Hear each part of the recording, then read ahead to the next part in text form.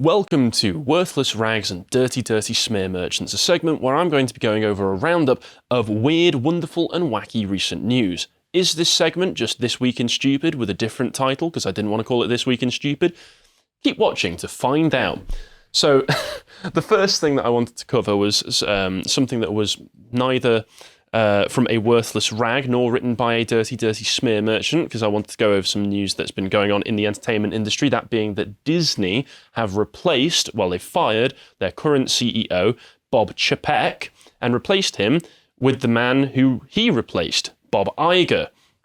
And I saw a lot of people on the right saying that Bob Chapek's left because he was trying to push the woke agenda, therefore this means that Disney's coming back around, yada yada. No, it's not. Bob Iger, don't get your hopes up. Bob Iger is the guy who implemented all of this woke nonsense in the first place, and it's not going to change. In fact, it'll probably get worse because Chapek came in, said he wanted to remove some of the wokeness and focus on making entertaining content. I know. Shocking that an entertainment business would want to do that, and then immediately got harassed by his own staff, turned back around on it, told Ron DeSantis that he wasn't going to support the Don't Say Gay bill or the parental rights bill, and then Ron DeSantis hit back by taking away Disneyland's self-governance status. So he had a very bad initial run, and now it seems to top all of that off. Less than a year into him being CEO, he's been kicked off again. And there are some insider ideas as to why this happened from a person who's a Disney insider known as WDW Pro, who appeared on a podcast called Midnight's Edge and speculated as to the cause of Chapek's firing. He stated, "When we see a change like this, it tends to come from the institutional level. This doesn't come from anything that's very small. So what I think probably happened is Bob Chapek, he's got some enemies, and those enemies were primarily coming out of Latondra Newton's department over in HR. With the DEI stuff, and that's highly connected with ESG. So the threat seemed to have been, if we don't go ahead with the woke stuff, massive investors like BlackRock and Vanguard are going to pull out." He said it's not like just some part-time investor who's got some money saved who's going to pull out his 10 grand stock. It's going to be the massive companies who have invested millions and millions of dollars that will absolutely tank the stock prices. Who are going to be pulling out, which is why they've gone into damage mode and removed Chapek and put Iger back in instead. So it's kind of like they got swapped out someone who gave the slightest pushback for someone establishment and business as usual. It's like Trust to Sunak in miniature in Disney. It's a good analogy, yeah. Yes. And another interesting bit of news coming from the Disney camp was that a Marvel studio producer said that he considered it a red flag if prospective writers are fans of the original comics, and he prefers to hire someone who's out of the culture. Now, when you're dealing with levels of autism known within comic book fans and their attention to detail, and I mean, you've met Connor, and what they like very nice. What they like to see, I like comic books as well. What they like to see is what they've read on the page. Do you think it's a great business decision to spit in their faces and say, we're going to hire somebody who doesn't know anything about the comic books, who likely hates them, and will not represent what you love about the character on screen? Well, if you carry out a faithful adaptation, these diehard fans are going to carry a lot of water for you. They're going to be spreading the word about your amazing product. It's basically like free PR. So you want these people on side because it's good for business. And that's what got Zack Snyder's cut of the Justice League. What allowed that to exist was the fan backlash at Joss Whedon's version, and fans were the ones who really pushed Snyder's vision up, which eventually forced Warner Brothers to release that edited version of it. I mean, I wasn't a huge fan of it, but that just shows how the support from these people can be very beneficial for you, and like you said, act as free marketing. So the man was Nate Moore, who was a producer who appeared on a podcast with the host Matthew Belloni, or Bellany, I don't know how you're supposed to pronounce that. He said, "I don't want you to have an already pre-existing idea of what the comic is because you grew up with the comics and that's what you want to recreate. I want someone who's going to be hard on the material, who can go, what is this? I think there's a movie here, but maybe we should be looking at it this way." And as far as I'm concerned, this is like saying, I want to hire a plumber, but I don't want anyone who's ever seen a pipe before. I need a new and inventive way of looking at plumbing. And if you're taking this as a job to create something entertaining that's going to make you money, this is a very bad way of going about it. But that's why we end up with absolute trash like Black Panther Wakanda Forever, which, once again, I watched with Connor recently, and we've got a review of it on the website. If you're a premium subscriber, you can check that out. There are also clips on the YouTube channel, lotuseaters.com, if you want to see a little preview of what we talked about there. Let's move on to some more strictly politically material, though, where we find that we've got journalists asking important questions and really putting the feet of power to the fire, really speaking truth to them. Like this article from The Conversation asking about Elon Musk's hardcore management style and saying that it's a case study in what not to do. I imagine sorry. I was just going to say, in your segment that we covered, Elon Musk seemed to actually be doing a pretty good job. Yes. Do you think they're going to mention anything to do with him removing all of the child pornography? I don't think so. If anything, that's going to work against his favour in their view. I know, right? Once again, I wonder who the main consumers of that were. But their point seems to be here that Elon Musk came in, fired a lot of people, which was a very, very mean thing to do. And everything else that he's done, he's reinstated mean people on the website. Therefore, he's doing a bad job managing it. What does the world's richest man know about business? I mean... I know, absolutely terrifying. And then they say, since taking over Twitter on October 27th, Musk stopped employees working from home, cancelled their lunches, and laid off about 3,700 employees, roughly half of their workforce. Many realised they'd been sacked when they could no longer access their laptops. Just days later, it emerged that Musk had a team of snoopers comb through employees' private messages on Slack, firing those who criticised him, which sounds incredibly based. Then, on Wednesday last week, Musk sent an ultimatum to staff to pledge commitment to a new, extremely hardcore Twitter that will mean working hours at long hours at high intensity. Employees had until 5 the next day to accept or take a severance package, and apparently 500 staff reportedly wrote farewell messages. And you know what? Nothing of any value was lost. If you're going to try and make me feel bad for the kind of Silicon Valley tech executives who have been in charge of strangling the public conversation for the past 5 years, tough luck. I mean, it's a successful app. If you can't make it profitable, which they must be mismanaging it. I know. There are some, like I say, this is basically just listing his successes. This is a victory lap. I'm sure if you read all of this information to Elon Musk, he'd just have a big grin on his face and then post a little cheeky tweet about it. The rest of the article does talk about some issues and problems with his management style and his attempts to walk a little bit of that back. But most of this article is in the tone of an aggravated and jilted ex. So I don't really know how much I trust the rest of the information other than listing the bad things that he's done, which I'm fully in support of. Speaking of bad things happening to bad people. This was an amusing thing that I spotted recently, which was the amazing atheist, who, yes, is an atheist, but is by no means amazing, sending this message on his Facebook or a YouTube comment by the looks of it, saying that within 12 hours of my Twitter account being restored from a 7-day suspension, the account has been permanently banned from Elon Musk's free speech platform. Musk's Twitter is nothing more than a right-wing hug box where conservatives are free to say anything and leftists are gaffled up, don't think that's a word, it must be a typo, for pushing back. I will be looking for an alternative platform where I can express myself more freely without constant fear of censorship. It's pathetic that it has come to this and that a social media site that I used to enjoy despite its toxicity has turned into such a one-sided, despotic garbage heap. It's not nice when the shoe's on the other foot, is it? Lots of leftists complaining that what used to be our one-sided despotic garbage heap is now the right wings. And I don't even think that it is, because Elon's just trying to be a bit more fair and even-handed about the whole thing. And I think Prudentialist sums this up quite well with his little caption here. Womp womp. That's all you really need to say onto it. And also, it's worth mentioning that he's not representative of atheists. He's a bit insufferable. He is massively in the same way insufferable. that the Westboro Baptist Church isn't representative of Christians. He's not representative of me, all right? I'd say he's representative of a lot of leftist atheists. Yeah, the condescending types. Yes, the type who turn it into a culture battle whenever they're around anybody religious, and they need to let you know that you're an idiot if you have any sort of religious feeling. What, you said you'd pray for me? What, are you, stupid?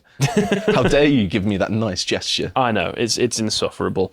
And speaking of lol cows like the amazing atheist, we've got Salon with this article. Wake up mainstream media, Donald Trump's comeback is not funny.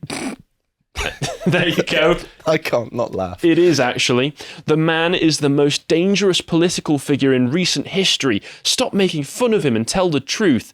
So Salon seems to have moved past the Putin is the new Hitler and gone straight back to TDS. It's brilliant. I love how these figures can just be switched interchangeably by these people.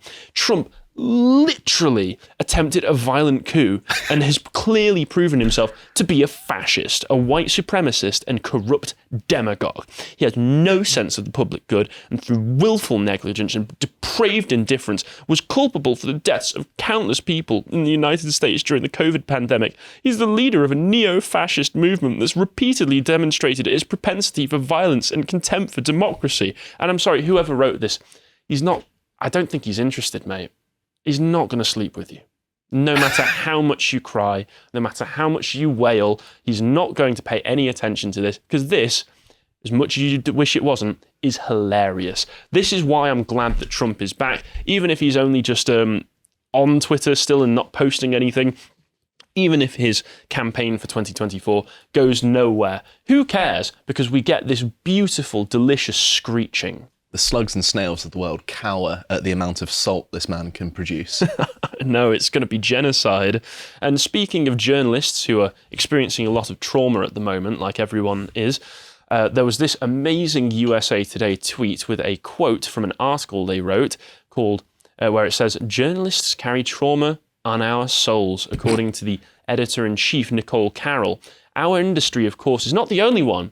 Healthcare workers, educators, first responders, and many others face new pressures, but we just want you to know that we as journalists are right up there with them. Those on the front lines, those first responders there, jumping into fire, literally, to save people's lives. Journalists, we're just like, James O'Brien approves this message. I can't believe how openly they're just patting themselves on the back, just like, we're basically heroes. It's sickening, isn't it? These people literally think that they're troopers on the front lines of the culture war, and they literally think that, I mean, they say it all the time, so it's no surprise, but it's interesting when they put it like this, because it really goes to show just how deeply embedded it is. They literally think that we're Nazis. Because they literally think that even engaging with us causes them the same level of trauma as a first responder. Not to sound too much like a leftist, which is not something I want to preface what I say, but we're pretty much journalists, right? But I feel very privileged. I don't feel like it's a trauma to be a journalist. No. I feel very fortunate to We often have to be able engage do with some pretty dark subject matter and really depressing material, but at the end of the day, I get to spend my time day to day engaged with subjects I'm interested in. I get to speak to people that are really interesting and I learn a lot from, and I get the opportunity to do a lot of things that I never would have been able to in any other job. Exactly. So it's not like I can really complain too much about my position right now. The notion of journalists carry trauma on our souls. I mean, get over yourselves, for goodness sake. Yeah, absolutely. And then more hilarious journalism from Jezebel with this article talking about how the author will die alone before ever opening this anti-woke dating app. Sad to say that means it's working, because they don't want you on there. Just when you thought we had enough conservative blondes to spread the gospel of conspiracy theorists, Kayleigh McEnany-Light enters from the stage right. Ryan McEnany, thank you. The sister of Donald Trump's former White House press secretary has merged from Republicans for up-and-coming Fox News anchors to convince her peers to download a new conservative-only dating app called The Right Stuff. And who better to persuade Republican men to whip out their wallets, dicks, and ballots than a conventionally attractive white woman who tweets anti-trans dog whistles in her spare time? I mean, I'm sold. That sounds like the ideal woman. Oh no, not a conventionally attractive blonde. Oh no, what am I going to do? Oh dear. I mean, seriously though, I do find the whole idea of like a right-wing dating app a little bit weird. I don't know if that really gels with a right-wing view of society, because I understand it's really not practical for a lot of people, but if you can, I would always recommend trying to go out and meeting people face to face. I think the data seems to show that if you meet someone in your real life, it's far more likely to work than if you've used a dating app. So that's one of the main flaws of the dating app, is that even if you find someone that you get along with and seem to be compatible with, it probably is not going to last by merit of the fact that they've got access to, in their pocket, pretty much everyone who uses a dating app. Yes, although a lot of the dating apps, I've never used one, thankfully I've never had to, but I know that some people who, we've spoken to who have tried to use them have just said it's just a hell, it's a hellhole. Every single person on them has pronouns in the bio. They all have BLM flags and all that sort of stuff.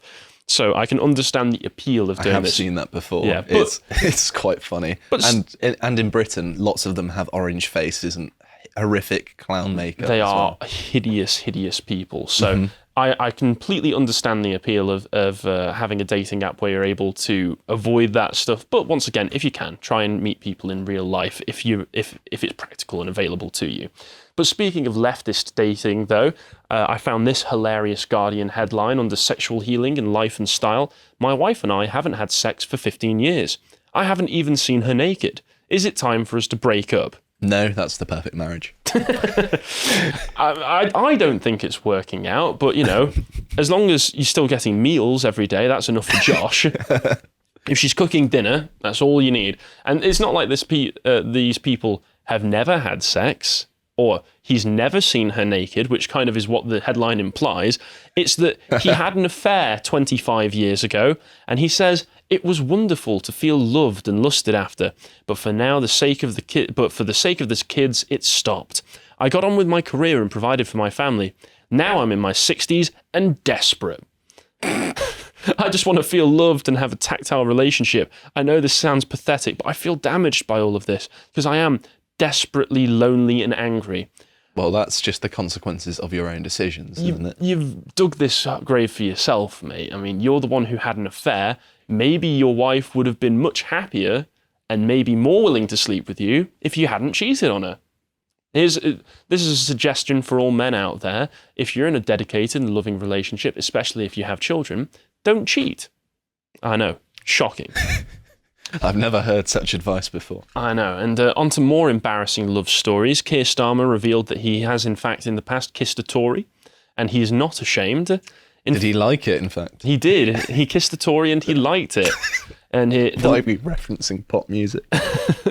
I don't know who to feel sorry for in this situation. Whoever has to read this. I would neither feel sorry. I would both feel sorry for Keir Starmer for having to kiss a Tory, and feel sorry for the Tory for having to kiss Keir Starmer. So everyone loses. Yeah, everyone's lost in this one.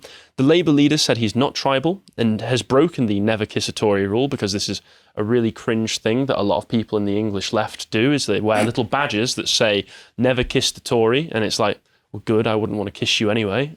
Not that I am a Tory. But he also says he has many Conservative friends. And interestingly enough, off the back of that, it seems that perhaps the Conservative friends of, how do I phrase this without it sounding dirty, have been having an effect on Keir, because he recently made a speech which shocked all of us, I think, by sounding, I know he's not sounding like Nigel Farage or anything like that, but he's actually sounding like he's got more of a principled stance on immigration than the Conservatives do at the moment, when he stated that Britain's immigration dependency needs to end. So this was a speech he gave at CBI conference, which is the Confederation of British Industries, and he called for businesses to focus on investing more in training up workers who are already here.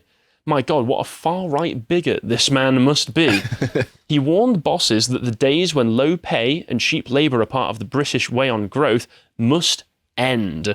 But he insisted we would also have to be pragmatic on skills and labour shortages felt by firms, and he would improve on the existing points-based immigration system that was brought in after Brexit. And as far as I know, I don't even know what we've done with this points-based immigration system. It's certainly not reduced immigration numbers. The numbers are higher than ever, aren't they? Yes, they are. So the standards on these points must be very, very low indeed. So any improvement would be best. And this is not an endorsement for Labour or Keir Starmer himself. This is just saying that it's shocking that Keir Starmer is able to put forward a stronger sounding idea of what should happen with British immigration than the Tories should. And he actually seems to care, in the speech at least, more about local workers than the Tories do.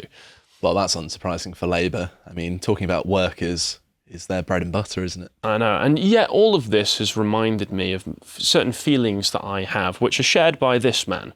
who says that Earth now has 8 billion humans, and this man wishes that there were none. And Josh still doesn't think it goes far enough. You're leaving any life on Earth at all, and Josh is way too far gone. Just because I'm an evil scientist doesn't mean I want to destroy all life on Earth. That's too unambitious. All life in the universe, please. As you would expect from a headline like this, it's a eco-warrior mindset coming from this. For the sake of the planet, Les Knight, the founder of the Voluntary Human Extinction Movement, I'll read that again, the Voluntary Human Extinction Movement, which later in the article it explicitly states he had to add the word voluntary to the beginning of it because people got the idea that he just wanted to murder people. He's like, no, we just want to die out peacefully. I'm not calling for like genocide of the human race or anything. I mean, at least stand by your hard-aligned stance, for goodness sake. Yeah, he spent decades pushing one message: may we live long and die out. I don't remember that live episode. long and prosper. I don't remember live that long episode and die of out. Star Trek, no. And this is an excellent point to remind everybody that Carl and I did a book club on the esoteric views of what are called the Anti-natalists, who are people who want the human race to die out for the benefit of the planet. They want it to be just here for animal and wildlife, obviously ignoring the fact that presumably evolution would cause something like humans to spring up again, even if given enough time on a long enough timeline, it's going to happen. Even if we do get died out. A niche in the ecosystem, something else is going to come and take our place. Yes, but there was an excellent roundup of this in this book, The A Human Manifesto, by Gothic nutcase Patricia McCormack, who's eager to let you know that she works as a university professor at a university associated with Cambridge. It's Ruskin... Anglia Ruskin, which is, I believe, one of the lowest ranking universities in the country. Yes, but it's associated kind of with Cambridge, so she wants to really emphasise that matter. But that's an absolutely mental book where she talks about things like compassionate suicide. Basically, if you've watched True Detective, what Rust says near the beginning of that, of just wanting all of humanity to hold hands and walk into the ocean together and drown. I did think of that when you were talking about this. Yes, that's the message that's being put forward by this book. So that's all I've got for today, folks. Thank you very much for tuning in. We'll see you next time. If you appreciated that segment from the podcast of the Lotus Eaters, you can go to lotuseaters.com to get access to all the premium content we have on the site, such as the premium hangouts we do, this one on Biden's AI Bill of Rights. If you'd like to find out what else we're putting out, you can follow us on Getter at lotuseaters_com on Getter. Thank you and goodbye.